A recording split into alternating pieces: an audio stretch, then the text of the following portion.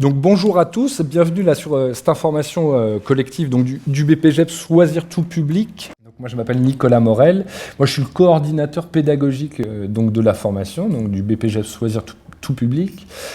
Coordinateur pédagogique, ça veut dire que c'est quelqu'un qui, moi je vais également être un de vos formateurs, je ne serai pas le seul, mais j'interviens surtout sur les caractéristiques des publics et la méthodologie de projet.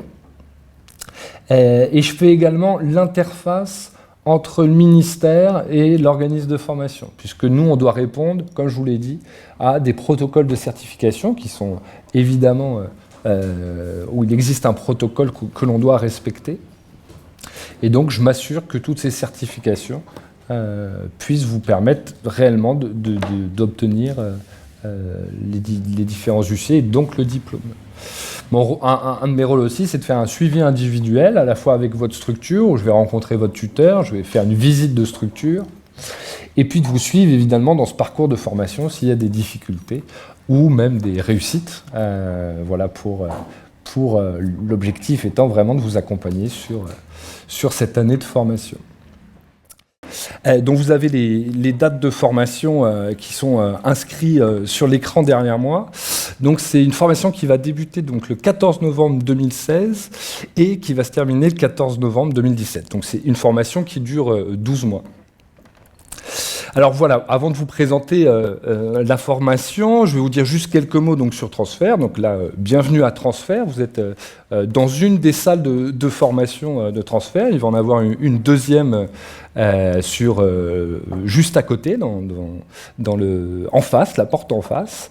Donc voilà, les cours, les formations se déroulent ici. Alors, Transfert, il faut savoir que donc, ça a été créé en 1993, donc est spécialisé dans le sport, de l'animation. Ils ne font pas, Transfert ne fait pas uniquement le BPGEPS, elle fait d'autres formations dans le sport et dans l'animation. Alors, je ne sais pas, comme autres diplômes, il y a par exemple le BAPAT, le DEGEPS. Il y a beaucoup de BPGEPS aussi, mais dans d'autres spécialités, comme le BPGEPS Activité physique pour tous, qui est plus spécialisé dans le sport. Nous, essentiellement, aujourd'hui, évidemment, on va parler du loisir tout public et de ses spécificités. Donc voilà, Transfert, c'est plus d'une vingtaine d'actions de formation par an, plus de 400 étudiants à l'année. Et toutes les formations sont diplômantes et en alternance. Alors ça, c'est important, parce que comme le BPGEPS Loisir tout public, c'est une formation qui est diplômante. Il faut savoir qu'en France, seul l'État peut délivrer des diplômes. Donc à partir du moment où on est sur une formation diplômante, forcément ce sont des formations qui sont habilitées par le ministère de la Jeunesse et des Sports. Donc voilà, ça c'est important de le savoir parce que déjà c'est des formations évidemment qui délivrent des diplômes reconnus par l'État. Et puis également les organismes de formation ne sont pas complètement libres dans leur choix de leur formation. C'est-à-dire on est évidemment contraint à suivre un protocole de formation assez strict pour vous accompagner jusqu'à l'obtention du diplôme. Donc le BPGEPS, et puis après je parlerai de la spécialité loisirs tout public. Donc est-ce que vous savez ce que ça veut dire le BPGEPS? Brevet professionnel, ouais. Voilà, bon, on l'a pratiquement dans l'ordre, donc brevet professionnel de la jeunesse, de l'éducation populaire et du sport. En fait, cet intitulé de diplôme est en lien évidemment avec le ministère qui en a la charge. C'est pour ça qu'il se formule de cette manière. Le BPGEPS, on est sur un niveau 4, ce qui correspond au baccalauréat. Le baccalauréat est un niveau 4. Donc voilà, là c'est juste pour qu'on ait un repère sur cette formation. Donc le BPGEPS qualifie l'animateur travaillant auprès de tout public. Il est autonome dans son action et responsable des projets d'action d'animation qu'il conçoit et conduit. Alors là, il y a deux mots qui sont intéressants, c'est autonome et projet d'action d'animation. Effectivement, le BPGEPS souhaite former, donc c'est un diplôme pour former des animateurs professionnels qui sont autonomes dans leur action, c'est-à-dire qu'ils sont en capacité d'encadrer, de concevoir des projets d'animation en complète autonomie. Ça, c'est un des objectifs de la formation, en tout cas de cette année de formation, où nous, on vous prépare justement pour vous soyez complètement autonome dans votre activité. Et le deuxième mot qui est important, c'est projet d'action d'animation. Effectivement, pour le BPGEPS, vous allez devoir réaliser un ou plusieurs projets d'animation. Et ça va être un petit peu le fil conducteur de votre année, puisque c'est également là-dessus que vous allez être évalué pour les différentes certifications. C'est bien sûr ce projet d'animation que vous allez réaliser dans votre structure d'alternance. On comprend pas bien. On réalise un projet, mais l'acte lui-même, on ne le fait pas ? Si, bien sûr, vous réalisez le projet d'animation, puisque c'est une formation qui est en alternance. Vous présentez un projet d'animation, la certification aura lieu d'ailleurs au ministère de la Jeunesse et des Sports, et bien évidemment en structure, vous allez réaliser ce projet d'animation. Donc c'est de bien voir toutes les étapes du projet d'animation, de la conception jusqu'à sa réalisation.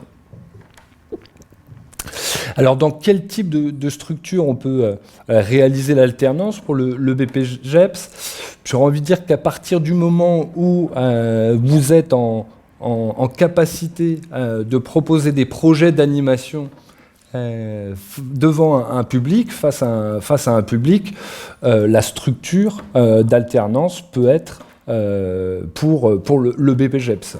À savoir que les structures, on va dire, les plus courantes sont évidemment les ACM, accueil collectif de mineurs. On va trouver aussi beaucoup de maisons de quartier ou de MJC. On va trouver également des centres sociaux. Et on peut aussi trouver des maisons de retraite. On fait de l'animation de plus en plus dans les maisons de retraite. On propose des projets d'animation en maison de retraite. On est également sur une spécialité loisirs tout public, donc il y a bien tout public. Donc on peut imaginer que à partir du moment où vous avez un public à disposition que vous devez animer ou sur lequel vous devez proposer des actions d'animation comme des projets d'animation, vous êtes dans une structure qui peut être une structure d'alternance pour le loisir tout public.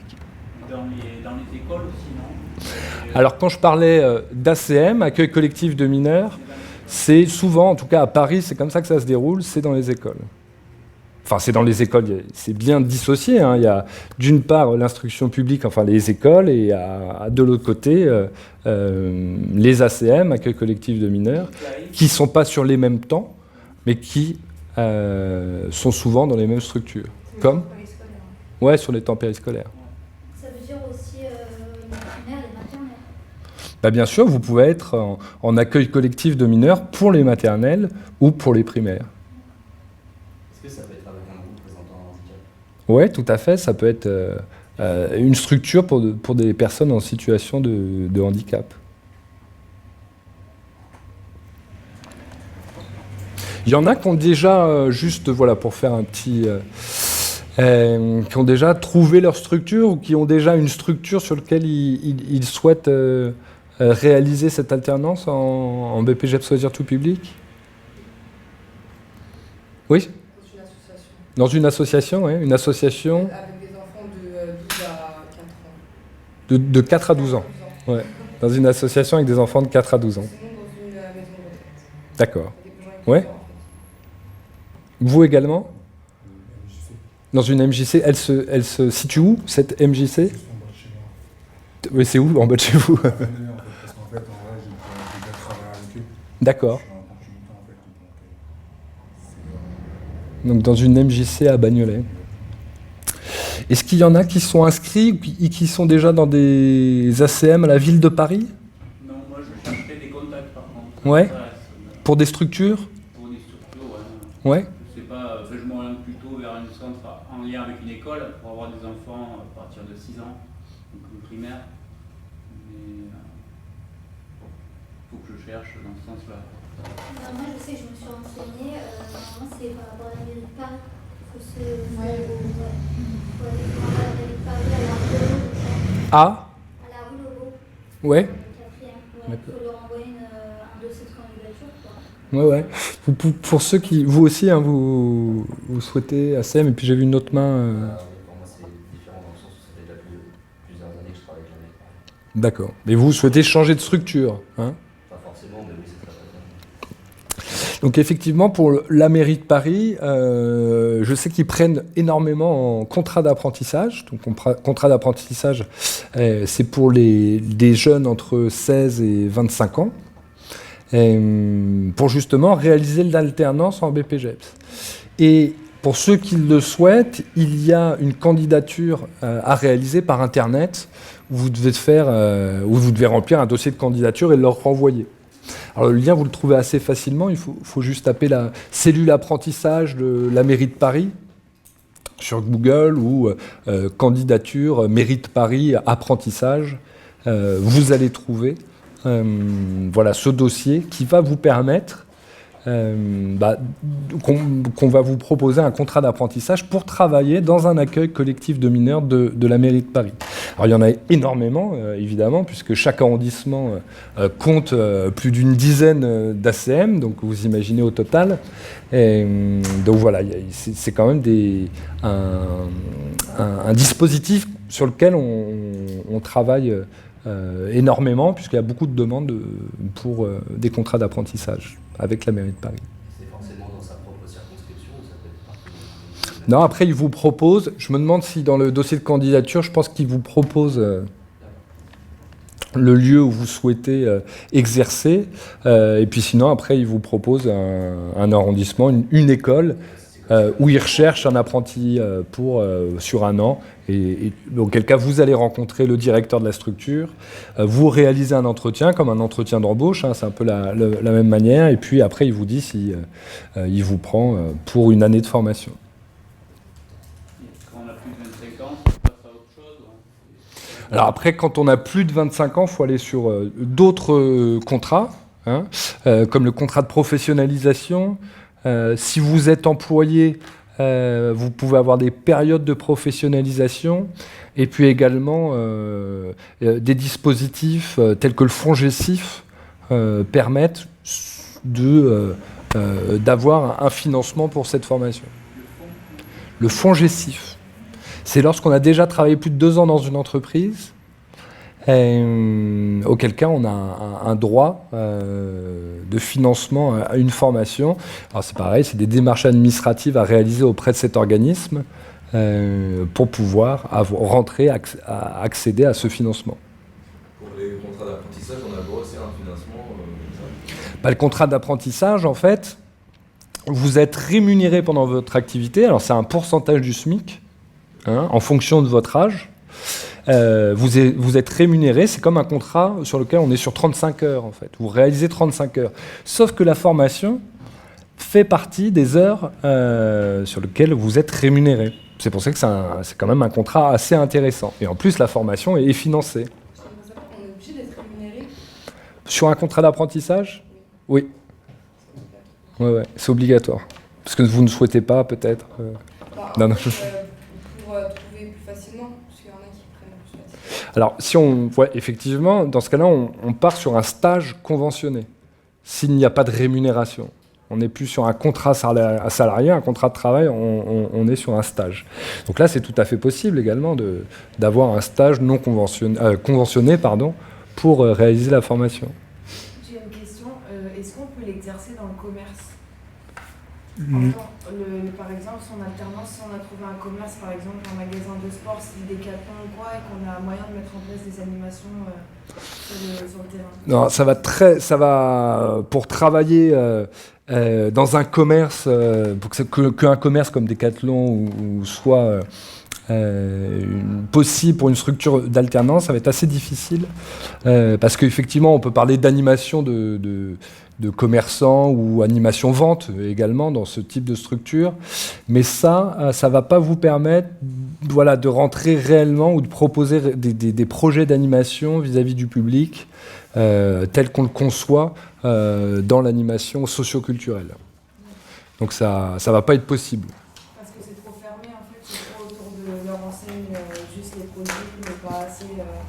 Ouais, disons que je pense que les actions d'animation sont un petit peu différentes. On est plus dans une activité commerciale, hein, dans sa conception, dans sa réalisation, même s'il y a des choses qui sont en commun, ça je suis prêt à l'entendre, mais on va être trop éloigné vraiment du métier de l'animateur dans une structure socioculturelle. Donc finalement, si vous, même si nous on vous accepte en tant que stagiaire, après sur les certifications, vous risquez d'être bloqué. C'est-à-dire que de ne pas valider parce que le jury qui va vous examiner n'arrivera pas à trouver la situation professionnelle adéquate ou appropriée pour vous évaluer. Donc, qui peut accéder à cette formation? Donc, cette action, elle vise plusieurs publics.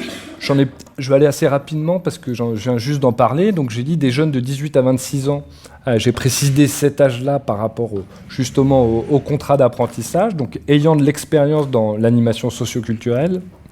Ça peut être également des animateurs salariés ou titulaires de la fonction publique qui viennent se professionnaliser dans notre centre de formation. Et également des salariés souhaitant se reconvertir dans l'animation socioculturelle. Là, il n'y a pas de limite d'âge. Non, là, il n'y a pas de limite d'âge. Mais même sur les... Là, parce qu'on on pense plutôt à des contrats comme des financements, comme des fonds GESIF ou des périodes de professionnalisation. Et là, il n'y a pas de limite d'âge sur ces dispositifs, en tout cas. Mais si on n'a pas le diplôme, on n'a que l'expérience, ça passe? Bah, du coup, c'est-à-dire, il n'y a pas de... Il y a pas de... Juste une expérience d'1 an et demi, ça passe? Alors oui, sur une expérience d'1 an et demi dans l'animation, vous répondez aux prérequis du diplôme, puisqu'il faut 5 mois d'expérience dans l'animation pour accéder au BPGEPS Choisir tout public. Et je voulais savoir, j'ai fait un DUT animation sociale et socioculturelle, sauf que je me suis arrêtée, on va dire, en cours d'année. Ouais. Et je voulais savoir si ça valide ou non. Et non, si vous n'avez pas validé l'IUT, je pense que vous n'allez pas pouvoir avoir des équivalences. L'expérience que vous avez réalisée, par contre, va évidemment vous servir en rentrant en BPGEPS et voilà, et à enrichir aussi votre parcours professionnel. Si on n'a pas du tout d'expérience dans l'animation socio, c'est rédhibitoire? Bah ouais, il faut, pour une entrée de BPGEPS, avoir de l'expérience dans ce secteur-là. Sinon, il y a d'autres formations, comme le BAPAT, qui est un niveau 5, en dessous du BPGEPS, qui prennent justement pour... cette formation est destinée à des personnes qui n'ont pas du tout d'expérience dans l'animation. Là, le BPGEPS, on a déjà des animateurs qui ont une expérience, on va dire, minimum de 5 mois. Et le BAFA, je suis en cours de BAFA, là, est-ce que ça marche? Bah, tant mieux si vous avez le BAFA, ça veut dire évidemment c'est ce qui va vous permettre aussi d'acquérir l'expérience. Après, il faut que vous ayez aussi 5 mois. Quand vous dites 5 mois, c'est 5 mois en tout? Ouais, 5 mois en tout. C'est pas forcément 5 mois consécutifs, hein. C'est en tout votre expérience. Si vous avez fait 15 jours un centre de vacances, 2 mois en ACM, etc., etc. On peut même comptabiliser les expériences bénévoles ou non salariées, hein. Mais voilà, il faut quand même une petite expérience pour rentrer. Ça fait partie des prérequis pour rentrer en BPGEPS. Mais alors pourquoi des salariés souhaitant se reconvertir dans l'animation socioculturelle, ils n'ont pas d'expérience? Bah, si, ils peuvent tout de même avoir des expériences dans des pratiques soit amateurs, voilà, à savoir, souvent on a des personnes qui, je sais pas, étaient animateurs théâtre, voilà, dans l'association de leur ville, et vont, ou dans un club, voilà, et puis vont acquérir une petite expérience dans l'animation, et du coup vont vouloir en faire leur métier, et vont s'inscrire en BPGEPS. Alors, j'ai peur de pas faire partie du bon public, alors parce que je suis en reconversion professionnelle, je travaille déjà, je suis à l'hôpital, dans les laboratoires, donc je me reconvertis dans l'animation, je suis en train de passer mon BAFA. Donc, bah oui, moi je pense, c'est un peu compliqué. bah, peut-être pour cette année, quoique là il nous reste encore un petit peu de temps, Après, je ne sais pas, on ne va pas faire savoir si vous allez pouvoir avoir vos 5 mois d'expérience, mais en tout cas, le processus est le bon. Le BAFA va vous permettre d'acquérir un peu d'expérience. Une fois que vous allez avoir cette expérience suffisante, vous allez pouvoir intégrer un BPGEPS. Alors, c'est peut-être pas un parcours de formation d'une année seulement, c'est peut-être en plusieurs années, mais ce processus-là va vous permettre, en tout cas, de vous réorienter professionnellement. J'aimerais savoir, on doit avoir un justificatif ou ça serait sur un CV? Non, vous faites un CV détaillé. Dans le dossier de candidature, on vous demande de faire un récapitulatif d'expérience professionnelle dans l'animation. Est-ce que l'animation de séances de gymnastique auprès d'un public Oui, tout à fait. Ouais. L'animation, à partir du moment où c'est en face à face public, devant un public, vous pouvez la comptabiliser en tant qu'expérience en tant qu'animateur. On fait un CV spécial toutes nos expériences ou alors on intègre nos expériences dans notre CV de base? Vous faites un récapitulatif d'expérience, c'est-à-dire à côté du CV, vous expliquez les... Alors, ça ressemble à un CV, mais on va parler d'un CV détaillé où vous allez mettre en avant vos expériences dans l'animation. Et je voulais dire une question. Je pense que- Ça va revenir. Voilà, ça. Donc l'alternance, elle est obligatoire dans le cadre de la formation.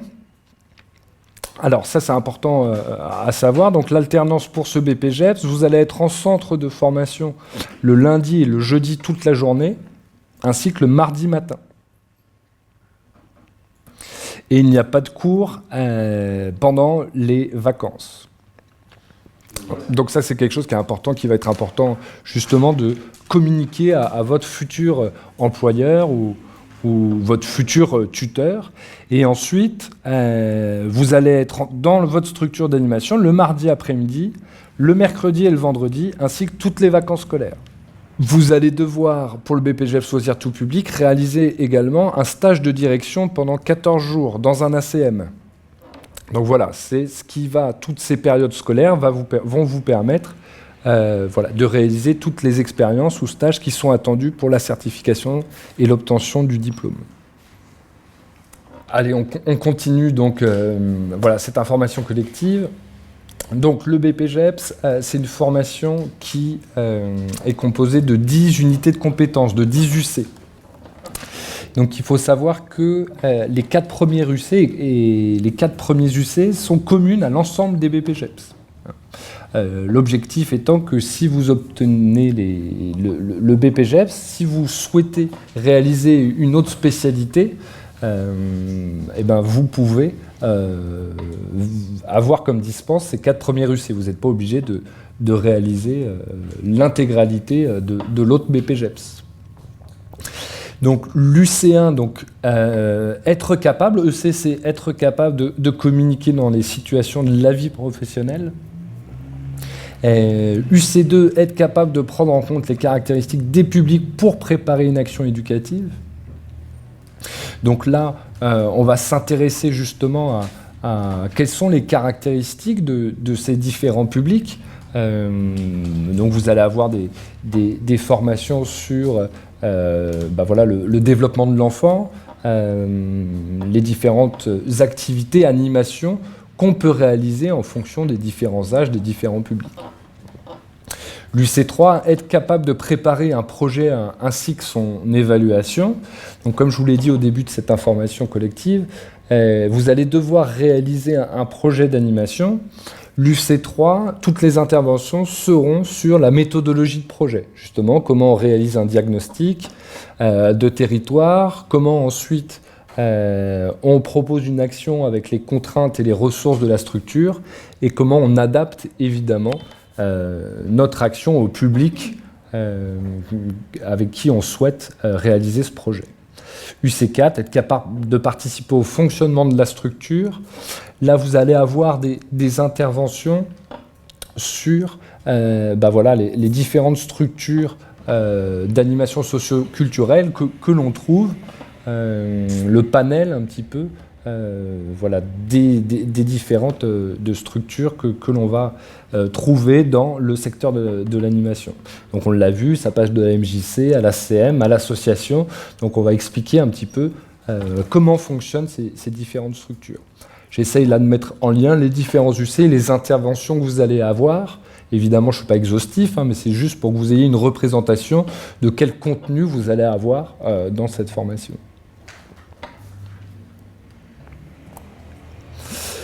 Ensuite, les 5 prochains UC, UC 5, 6, 9, correspondent au support d'activité que vous allez avoir au sein de ce BPGEPS Loisirs tout public. Donc, en BPGEPS Loisirs tout public, il y a 3 supports d'activité obligatoires: activité physique, activité culturelle et d'expression et activité scientifique ou technique. Nous, on a choisi, à travers ces 3 champs d'activité, les jeux sportifs collectifs et de plein air, les activités d'expression théâtrale et la vidéo. Donc ça correspond à peu près à 5 jours de formation par support d'activité. Donc 5 jours sur les jeux sportifs collectifs, 5 jours sur les activités d'expression théâtrale et la même chose sur la vidéo. Voilà. L'objectif, c'est vraiment de vous former, d'avoir un peu un socle technique en tant qu'animateur pour proposer voilà, des séances d'activité conséquentes sur des supports que vous allez étudier pendant votre année de formation. Alors vidéo, c'est 5 jours de formation, on va vous montrer, c'est le même principe pour évidemment pour les autres supports d'activité, comment utiliser ce support, la vidéo, pour ensuite l'utiliser avec le public sur lequel vous êtes en tant qu'animateur. Alors après, il y a voilà, comment on réalise du stop motion, par exemple, comment on fait un petit film d'animation avec des enfants. Voilà, c'est des sujets qui vont être traités dans ce module-là.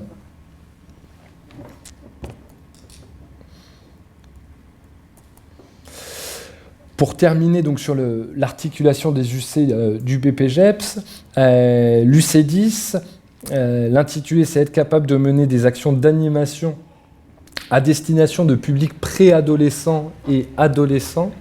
Voilà, l'objectif, c'est comme vous êtes sur un loisir tout public, c'est d'aller rencontrer différents types de publics. Donc là, on va se centrer essentiellement sur les préadolescents et les adolescents. Alors, il n'y a pas besoin que dans votre structure d'alternance, que vous soyez dans une structure d'alternance avec des préados et des ados, ça c'est pas du tout obligatoire, puisque cette UC10, il va s'agir de réaliser une enquête sur les différents loisirs des préadolescents et des adolescents. Un autre UC, l'UC 8.4, être capable de diriger un centre de vacances et de loisirs. Donc là, c'est une partie importante du BPGEPS du loisir tout public, puisque ce diplôme ouvre aux prérogatives pour être directeur de centre de loisirs.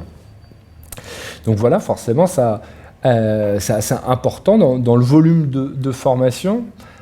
Pour réaliser cette UC 8.4, ou plutôt pour le valider, il faut que vous réalisiez un stage de 14 jours minimum dans un accueil collectif de mineurs où vous allez être soit directeur adjoint. Et la fin du BPGEPS. Pendant le BPGEPS, pendant l'année de formation du BPGEPS, c'est pas après. C'est une passerelle vers le DGEPS. Non, c'est pas du tout une passerelle vers le DGEPS. C'est propre au BPGEPS Loisirs tout public. Si vous obtenez le BPGEPS Loisirs tout public, vous pouvez être directeur ou directeur adjoint d'une structure de loisirs. Pour justement, on va vous former à être directeur d'une structure de loisirs, à travers évidemment des contenus de formation. Je pense qu'il y a plus de 11 journées de formation sur la direction. Et en plus, vous allez réaliser un stage de 14 jours minimum. Suite à ce stage, vous allez devoir réaliser un dossier d'une 20aine de pages, où vous allez présenter votre expérience de direction devant un jury. Et c'est de cette manière-là qu'on va vous valider ce fameux UC 8.4. J'avais lu que c'était 14 jours consécutifs. Non, pas forcément, mais par exemple, c'est 14 jours minimum. sachant que dans une structure style ACM, on ne compte pas le samedi et dimanche. Donc ça fait à peu près 3 semaines. Mais vous pouvez très bien faire une semaine sur une vacances à Pâques, et vacances d'avril, et 15 jours au mois de juillet. Donc en gros, ça, c'est à trouver en plus de notre alternance. Bah, si vous êtes dans un ACM, dans une structure style ACM, type ACM, pardon, vous allez pouvoir réaliser ce stage à l'intérieur de votre structure, auquel cas là, vous n'allez pas devoir changer ou chercher. Par contre, si vous êtes dans une structure qui n'est pas un ACM, un accueil collectif de mineurs, vous allez devoir forcément trouver un stage à l'extérieur de cette structure. Et il sera à quel moment dans l'année? Ça sera les vacances d'été. Hein. Vacances d'avril, vacances d'été. Donc sur le mois de juillet ou sur le mois d'août. C'est là en plus où généralement il y a des directions qui sont plus importantes. Et donc pour réaliser un stage, c'est... Ça va être facile à trouver quand même. Un stage juste avec... Bah, c'est ce que je vous disais. Généralement, la plupart des stagiaires en loisirs tout public sont déjà dans des ACM, accueil collectif de mineurs. Généralement, ça fait partie du début de l'acceptation de la formation. Si on vous prend en stage, c'est aussi, et ça vous devez également le communiquer à votre employeur, hein, vous allez devoir réaliser un stage de direction. Parce que si vous ne réalisez, vous n'allez pas pouvoir, si vous ne le réalisez pas, pardon, vous n'allez pas pouvoir valider votre BPJEPS. Hein, donc ça fait vraiment partie de voilà, l'objectif de formation.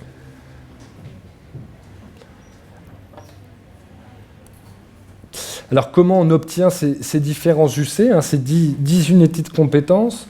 On ne valide pas une UC par UC, il y a des groupements d'UC. Les 4 premières dont je vous ai parlé, UC 1, 2, 3, 4, vous allez valider ensemble ces 4 premières UC au mois de mai à la DRDJSCS, donc au ministère de la Jeunesse et des Sports. Vous allez présenter un dossier d'une 30aine de pages à un jury, et c'est ce jury qui va vous valider ces 4 premiers UC. Donc ce dossier, c'est là où justement vous allez faire un diagnostic de territoire, à savoir la ville, la structure dans laquelle vous êtes en alternance, et quel est le projet d'animation que vous proposez. Donc c'est sur ce dossier qu'on va vous évaluer. Ensuite, les UC, donc ça sera, pour vous situer, au mois de mai 2017, pour vous évaluer sur les UC 5, 6, 9. Donc ça, c'est les supports d'activité. Et ça va se dérouler dans votre structure d'alternance. Vous allez devoir présenter une séance d'animation sur un des 3 supports. Et un jury se déplace dans votre structure et vous évalue sur une séance d'animation. En fait, il faut vraiment maîtriser le support d'activité que l'on va présenter, le maîtriser, c'est-à-dire déjà dans sa démarche pédagogique, comment on présente ce support d'activité à ce public. C'est pas la même chose si on fait de l'expression théâtrale, par exemple, avec des maternelles ou des adolescents. C'est pas la même démarche pédagogique. Donc ça, on vous demande évidemment de l'intégrer. Voilà, cette capacité à encadrer du public, c'est-à-dire à faire rentrer tous les publics dans cette activité. Ça, c'est aussi quelque chose qui est important. Et voilà, c'est tout. Et en plus, si on est innovant et créatif, tant mieux. Donc voilà, c'est toutes ces composantes qui vont vous permettre de valider ces 3 UC. Bien évidemment, ça sera travaillé en formation pour vous permettre d'arriver le jour de la certification avec tous les outils en main pour valider ces différents UC. La dernière certification, donc c'est l'UC 7-8, qui aura lieu au mois d'octobre 2017, donc en fin de formation. C'est notamment là où on va valider l'expérience de direction, dont je vous ai parlé tout à l'heure, et on va faire également un bilan de votre projet d'animation que vous avez réalisé sur votre structure d'alternance. Donc ces 2 bilans, on va dire, vont vous permettre de valider l'UC 7 et 8 et l'UC 10 que j'ai oublié sur mon diaporama. Je vous ai mis je vous présente un calendrier administratif là sur cette session 2016-2017. Voilà, pour que vous ayez quelques échéances en tête. Le test de sélection se fera le 5 octobre 2016. Donc il y a une première étape, je vous l'ai dit, à présenter le dossier de candidature, et puis ensuite il y a des tests de sélection qui vont se dérouler le 5 octobre 2016. Les TEP, donc le dossier à rendre à l'ARFA, la dernière échéance, c'est le 29 septembre 2016. C'est les derniers TEP que vous allez pouvoir passer pour accéder à cette formation. Donc ça, il faut que vous contactiez l'ARFA avant le 29 août, puisque c'est un mois avant. Donc ça fait également partie des échéances importantes. Les clôtures des dossiers d'inscription à la formation, donc ici à Transfert, seront le 30 septembre 2016. Une journée après que tout le monde ait pu passer justement ces fameux TEP. Il y a le positionnement, donc là la présence est obligatoire, du 7 novembre au 9 novembre 2016. Le positionnement, c'est avant une entrée en BPGEPS. C'est 3 jours de formation où on est ensemble pour voir un peu les acquis d'expérience que vous avez, et si il y a des possibilités de dispense sur certains UC. Alors je donne un exemple, par exemple quelqu'un qui a un BAFD, peut-être qu'il n'a pas besoin d'assister à tous les jours de formation sur la direction. Parce que s'il a déjà un BAFD, des expériences en direction, qu'il a déjà été directeur, voilà, c'est sur ces 3 jours-là, on va faire individuellement le parcours de chacun pour savoir si vous vous positionnez, c'est pour ça qu'on appelle ça un positionnement, sur tous les UC de la formation, ou si vous souhaitez qu'il y ait des UC qui soient dispensés. Pour le test de sélection, c'est-à-dire comment ça passe? Alors pour le test de sélection, c'est un texte qu'on vous fait lire. Généralement, c'est un article sur un sujet de l'animation socio-culturelle, et on vous pose 2-3 questions en lien avec le texte. Donc c'est 2-3 questions de réflexion. Donc c'est un test écrit. Donc le début de la formation aura lieu le 14 novembre 2016 et la fin de formation le 14 novembre 2017. Donc, en plus de remplir le dossier d'inscription, pour Jeunesse et Sport, il vous demandait de réaliser une lettre de motivation. Donc ça, de toute façon, c'est les pièces administratives qui sont inscrites dans le dossier de candidature. Un récapitulatif des expériences professionnelles ou bénévoles dans l'animation, donc c'est ce que je vous ai dit. Ça, il faut avoir 5 mois minimum d'expérience dans l'animation pour intégrer le BPGEPS. Si c'est pas prouvé, donc on a fait ça avec notre ami Le plus simple, je pense, c'est de faire ce récapitulatif, de le mettre dans votre dossier de candidature, et puis après, nous, on vous dira si cette expérience suffit pour intégrer ce BPGEPS. Et encore une question par rapport au test de sélection, c'est possible que par rapport à ces textes, on ne soit pas sélectionné. Ouais, c'est le principe du test de sélection, c'est-à-dire que si vous êtes au test de sélection, ça ne veut pas dire que vous entrez en formation. Ouais, voilà, c'est un petit peu justement l'objectif, c'est d'avoir aussi votre niveau d'écrit avant l'entrée en formation. Et pour compléter ce dossier, les différentes pièces administratives habituelles, les photocopies des diplômes, pièces d'identité, etc., etc. N'envoyez pas les originaux des diplômes, on l'a déjà, des fois, c'est vrai. Faites des photocopies, même si ça paraît évident. Et ça, on les envoie à qui? À Jeunesse et Sport? Non, transfert, ici, dossier de candidature ici. En plus du dossier. Ouais. Okay. Tout est inscrit sur ce dossier de candidature. Alors, les financements et le coût de la formation, en fait, le financement de cette formation va dépendre du contrat sur lequel vous allez être en lien avec votre structure d'alternance. Si vous êtes sur un contrat d'avenir, un contrat d'apprentissage, une période de professionnalisation, un fonds GESIF, ça ne sera pas le même coût de la formation. Donc moi, j'ai mis à titre d'exemple, pour un contrat d'apprentissage, le coût pour l'employeur est de 2037 €.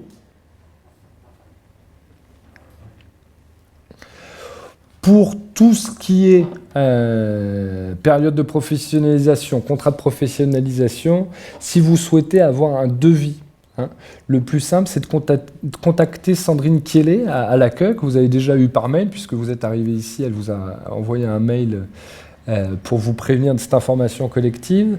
Voilà, elle est en charge de réaliser des devis en fonction des contrats sur lesquels vous souhaitez mettre en place cette formation. Donc vous pouvez très bien lui envoyer un mail avec toutes les informations nécessaires pour qu'elle puisse réaliser ce devis, si un employeur vous le demande par exemple. J'ai également mis, donc là vous avez toutes mes coordonnées, ensuite mon téléphone portable et mon mail. Je pense que c'est assez gros, vous arrivez à voir les différentes coordonnées. Et j'ai également mis les coordonnées de Sandrine Kielé, donc à l'accueil, son téléphone ainsi que son mail, pour tout ce qui est d'ordre administratif. Dossier de candidature, les différents contrats à mettre en place. Voilà, elle est attachée de promotion donc, sur ce BPGEF Choisir tout public. Donc n'hésitez pas à la contacter quand il s'agit d'une information administrative. Moi, je suis plus sur des informations pédagogiques. Et puis, je vous dis à très bientôt. Au revoir.